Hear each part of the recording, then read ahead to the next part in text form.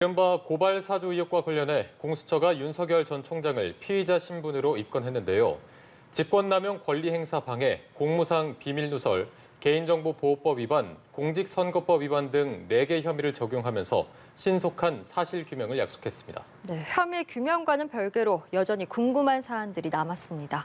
백기령 기자가 정리했습니다. 사건의 키맨 김웅 의원과 고발 사주했다는 의혹을 받는 윤석열 후보는 모두 제보자를 주목하고 있습니다. 그분 신원이 밝혀지면 이 일이 벌어지게 된 경위도 아마 이해가 될 거라고 생각합니다.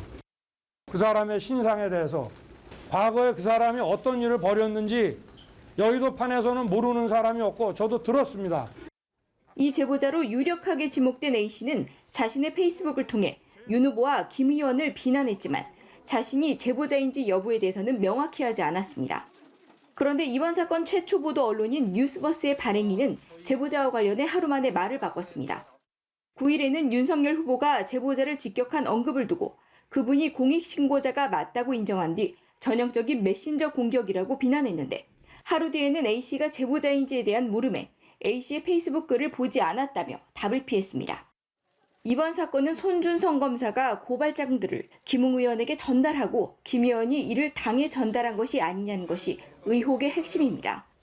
그리고 이 고발장들이 실제로 활용이 되었느냐가 관건인데 열린민주당 최강욱 대표 관련 사건에 관심이 집중되고 있습니다. 실제 최 대표 고발에 쓰인 8월 고발장, 그리고 이번 고발 사주 의혹의 중심에 있는 4월 고발장, 마지막으로 8월 실제 고발의 참고자료로 쓰였다는 고발장 초안이 모두 유사하다는 겁니다. 특히 고발장 초안이 당의 법률자문위원장인 정점식 의원을 거쳐갔다는 점이 밝혀지면서 국민의힘이 이번 사건을 당 차원에서 해결하고 넘어갈 수밖에 없는 상황이 됐습니다. 여전히 문제가 되는 4월 고발장의 작성자는 오리무중입니다. 손 검사도 김웅 의원도 모두 작성도 전달도 부인하고 있는 가운데 얽힌 실타래는 이제 공수처와 대검이 풀어내야 할 몫이 됐습니다. 연합뉴스TV 백기련입니다.